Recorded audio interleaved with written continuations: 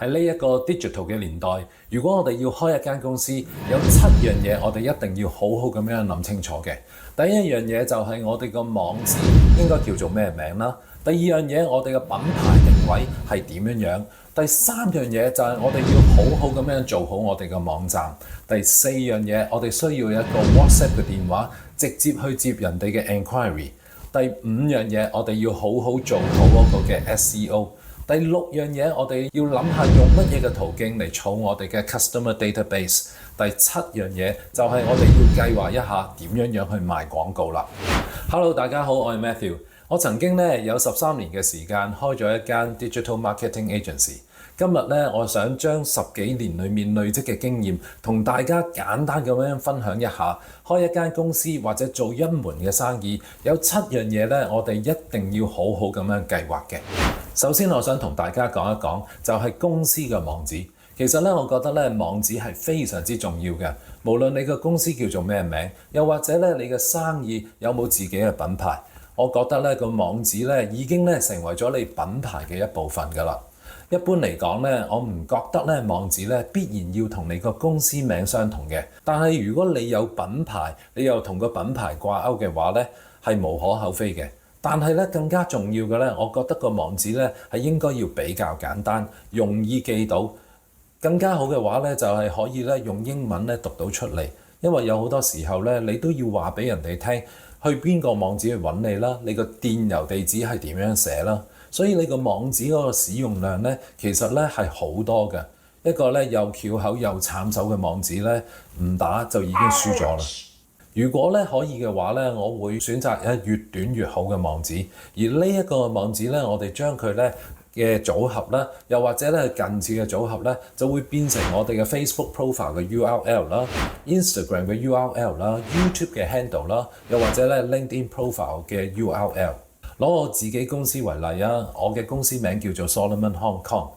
我嘅公司網址就係solomon.hk， 我公司嘅 YouTube channel 就係 youtube.com/@solomonhk， 我公司嘅 LinkedIn account就係 linkedin.com/company/solomon-hk 啦。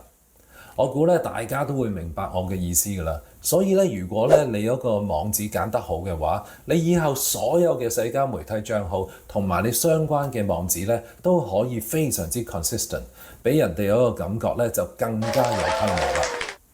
第二樣嘢我想同大家講我哋要諗清楚嘅就係我哋嘅品牌定位啦。我哋嘅品牌就唔單止係一個 logo 咁簡單。品牌嘅顏色啦、字形啦、圖像啦，或者一啲嘅影片啦、相片啦，都能夠直接影響到客戶對我哋嗰個嘅 perception。我成日話嘅 perceived value其實就係由呢一啲咁抽象嘅嘢去產生出嚟㗎啦。當然啦 ，logo 係最容易俾人見到品牌嘅元素，所以我哋應該花心思去設計一啲俾客人有深刻印象嘅 logo。我自己有一個好簡單嘅概念 ，logo 一定要係 SME。S 就係 simple，M 就係 memorable，E 就係 extendable。一個 logo 好定唔好，在乎佢係咪簡單啦，又有佢嘅獨特性啦，而且好容易俾人哋去記得啦。個標誌或者嗰個顏色係咪好明顯咁樣可以產生到一啲刺激你思考空間嘅能力啦？因為logo 會用喺唔同嘅地方，所以佢要保持嗰種嘅 flexibility， 可以隨便喺唔同嘅處境底下有多種嘅變化嘅可能性。如果我哋睇返大部分社交媒體啦，佢哋嘅 logo 要求一般都希望我哋能夠俾個正方形嘅 logo 啦，又或者一個圓形嘅 logo 作為個 profile picture 嘅。所以如果我哋嘅 logo 係一串字嘅話，咁樣喺個 profile picture 上邊就會得一條線咁樣，咁我哋就一定輸晒啦。所以你見到有好多大公司嘅 logo佢哋嘅 logo 設計都係比較簡單，特別喺社交媒體上邊個 profile pic 可能淨係得一個英文字母，又或者一個簡單嘅圖案，就已經俾人哋好快認到佢哋嘅品牌啦。其實顏色嘅使用亦都影響到我哋對我哋嘅公司有個印象嘅。譬如講啦，有啲醫療嘅機構啦，好多時候咧佢都係用藍藍綠綠嘅顏色啦，好似手術室嗰啲係袍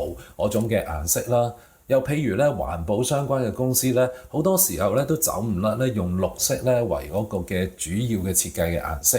而傳統嘅企業咧，好多時候咧佢嘅顏色咧都係藍色啦、黑色啦、紅色啦呢一啲嘅顏色，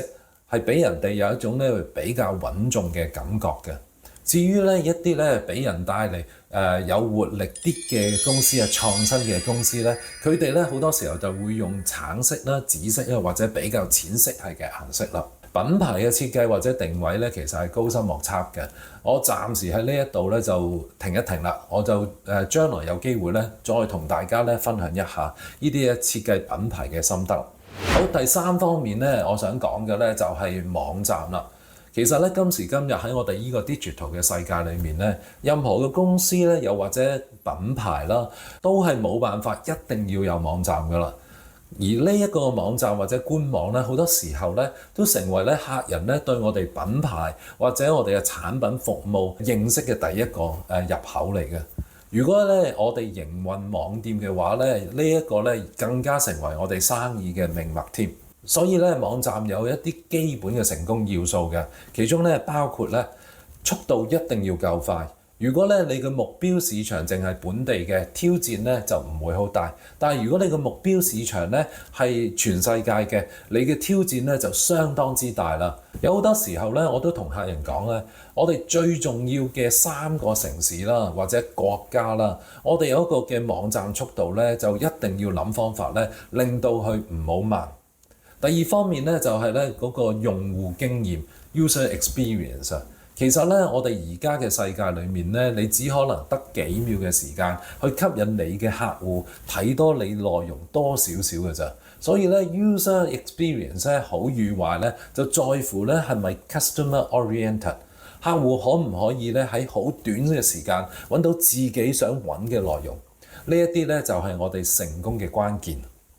要記住咧，我哋嘅內容咧係要從客戶關注嘅內容出發。其實咧有好多客人咧決定咧買唔買我哋嘅產品，用唔用我哋嘅服務，係在乎咧佢咧係咪覺得咧佢俾咗錢換到佢咧預期有一個期望嘅啫。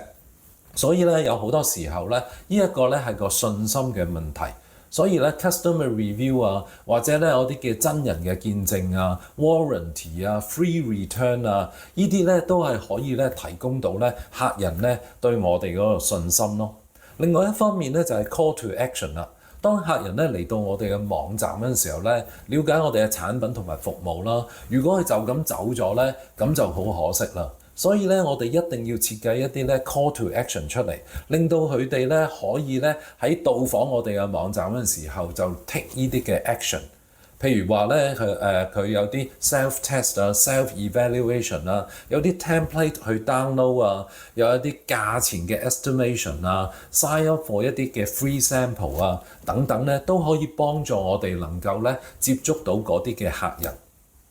如果咧以香港為例啦，其實咧 WhatsApp 咧係實在好廣泛去使用啊，所以咧我哋一定要咧有一個 WhatsApp 嘅電話咧，俾客人咧能夠直接聯絡我哋，令到咧佢咧可以咧喺個網站撳一粒掣咧就可以咧 WhatsApp 到我哋。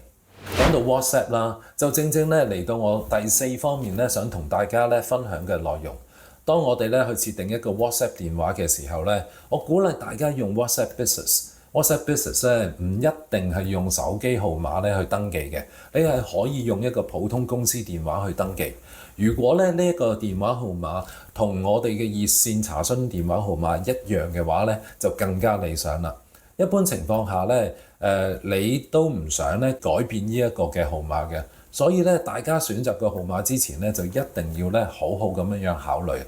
當我哋用咧 WhatsApp Business 嘅時候咧，你可以同時間設定一啲公司嘅資料啦、產品嘅介紹啦、簡單嘅 greetings 咧，能夠咧將一啲基本嘅資料，甚至乎我哋嘅網站嗰啲嘅 links 咧，都可以咧自動咧發俾咧查詢嘅人啦。亦都有一啲咧我哋常用嘅回覆咧，我哋設咗咧做一啲嘅用語，我哋好快咁樣去回覆到啦。由於咧 WhatsApp 咧同埋 Facebook 咧同埋 Instagram 咧都係屬於同一間公司啊，所以咧我哋將來咧可以咧喺呢幾個平台上邊咧喺交叉互動咁樣去宣傳，其實咧肯定有相當嘅優勢。但係今次咧我姑且咧就唔講咧咁詳細啦。另外咧，而家咧非常之流行嘅一種方法咧，就係用 chatbot 嚟自動回覆啊，甚至乎咧可以咧跟進咧去宣傳，又或者咧可以咧提供咧用戶直接落單去付款，可以塑造嘅空間咧就實在好大啦。咁所以咧 WhatsApp Business 咧其實咧就實在咧係好重要啦。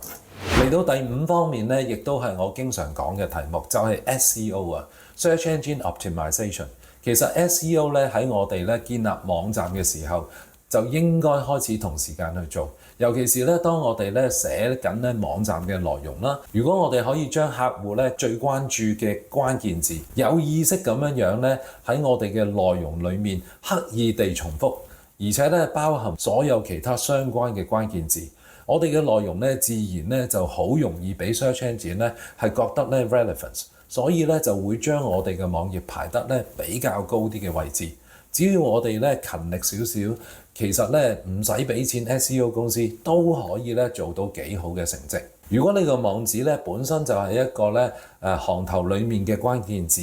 咁樣咧 SEO 嘅角度咧，你已經咧贏到好高嘅分數啦。再配合埋咧你有啲嘅內容、網頁嘅標題，只要咧包含咧越多嘅關鍵字，你嘅 SEO 成績咧就會越好啦。我自己覺得咧，只要 SEO 做得好咧，你就可以慳到好多嘅廣告費，而且咧你產生出嚟嗰個嘅品牌效應咧，亦都會比廣告咧更加強大。更加咧 interesting 嘅咧就係咧，如果咧網站 SEO 做得好，其實咧 Google 咧賣廣告嘅時候咧就有機會可以用一個平啲嘅價錢排一個更高嘅位置。咁樣咧，所以咧 SEO 咧差唔多咧就係賣廣告之前，我哋一定要做好嘅項目。如果咧你有興趣嘅話咧，你可以咧撳一撳咧上邊嗰條 link 咧，你就會睇到我其他關於咧 SEO 嘅片㗎啦。第6方面咧，我覺得好重要，我哋要諗嘅咧，就係我哋去邊度儲咧 customer database。無論咧你係做乜嘢嘅生意，如果冇客人嘅更好嘅貨物或者服務，都冇辦法幫我哋維生啦。所以咧，我哋要問嘅，究竟我哋去邊度可以收集到一啲目標客人嘅資料呢？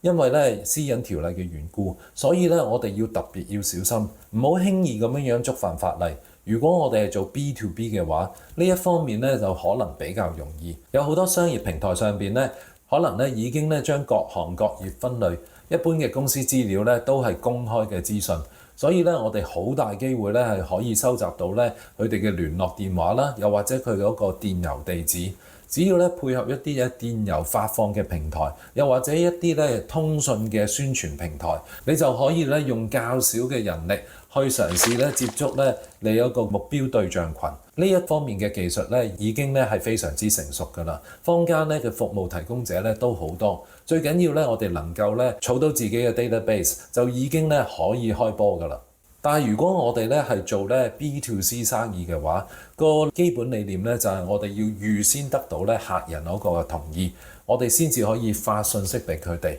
為咗咧要儲 database 有一定嘅技術嘅難度啊，就正如我正話咁樣講如果咧客人咧嚟到我哋嘅網站用 WhatsApp 咧同我哋聯繫，我哋咧就可以藉住呢一個嘅機會咧就徵詢佢嘅同意，繼續咧去宣傳。所以咧喺個網站上邊咧，我哋一定要好好咁樣守住呢一個美門。我亦都相信咧，如果咧我哋咧可以鼓勵客人去幫助我哋去宣傳嘅話，咁我哋自己就唔使咧直接去觸犯呢啲咁樣嘅條例啦。所以咧，我非常鼓勵我啲客咧，就係咧好好咁樣做好個 membership 或者 loyalty program。有興趣嘅朋友咧，可以睇下咧我以前咧講網站增長嗰個策略嘅片嘅。最後咧，我想咧同大家分享嘅咧就係我哋要計劃一下點樣去賣廣告去宣傳。其實咧 Google 喺大部分嘅國家咧都係霸佔咗個市場㗎，你差不多咧係冇得選擇，一定要喺 Google 上邊賣廣告。咁當然啦，Google 嘅廣告咧有分唔同嘅玩法。我哋咧最熟悉梗係用關鍵字嚟賣廣告啦。好似咧我正話咁樣講，有時候咧你個網站只要 SEO 做得好咧，你就可能咧用一個平啲嘅價錢排一個高啲嘅位置。雖然咧我係簡化咗件事啊，但係咧如果我哋可以把握到呢一個理念嘅話咧，你賣廣告咧就一定有着數。YouTube 咧係屬於 Google 嘅，而 Google 咧 claim 咧 YouTube 咧係全世界第2大嘅 search engine。某程度上咧我都幾同意嘅。所以咧無論咧你有冇自己嘅 channel， 你都應該考慮喺 YouTube 上邊咧去賣廣告。無論咧係 B to B 或者 B to C 咧，其實咧我哋都好慣咧喺 YouTube 上邊揾答案嘅。如果我哋咧唔好好守住咧 YouTube 呢一個平台，我哋咧就一定咧會損失咗好多嘅機會啦。由於咧 YouTube 咧嘅廣告咧係用 Google 嘅賬戶去投放嘅，所以咧我哋都係要俾錢 Google。Google 喺呢幾年裏面咧，好大力咁樣咧推 machine learning 嘅方法，去幫助你優化你啲廣告成效。我自己咧就覺得咧，有時 work， 有時唔 work 啦。但係咧，我哋咧可以做嘅咧，就只可以喺佢嗰個平台上邊，盡量咧發揮我哋可以嘗試嘅嘢。如果要發揮得好咧，我哋要喺我哋自己嘅網站上邊咧安裝一啲 tracking 嘅 program，又或者叫做 conversion 嘅 tag， 令到 Google 咧可以知道咧佢嗰個廣告咧真係能夠帶動到我哋成功轉化到一啲嘅訂單，或者一啲嘅查詢，甚至乎咧喺我哋網站上一啲嘅 event。我幫過好多客人做啊！如果咧我哋要做好呢一件事嘅話咧，其實咧我哋要 trial and error 咧最少幾個月㗎。咁如果我哋諗住一賣廣告就可以有成效嘅話咧，其實咧我哋係妄想症嚟嘅啫。好啦，講到呢度咧，我已經簡單地咧涵蓋咗咧當我哋要開公司或者做一門新嘅生意嘅時候，最重要嘅7件事啦。我希望咧呢一啲嘢咧能夠咧刺激到大家嘅思考。如果咧有一啲嘅問題，又或者咧大家有啲經驗嘅分享咧，歡迎咧留言喺下邊咧。咁我哋大家一齊可以交流下。咁我哋今日咧就講到呢一度啦，下次咧我哋再見啦。拜拜。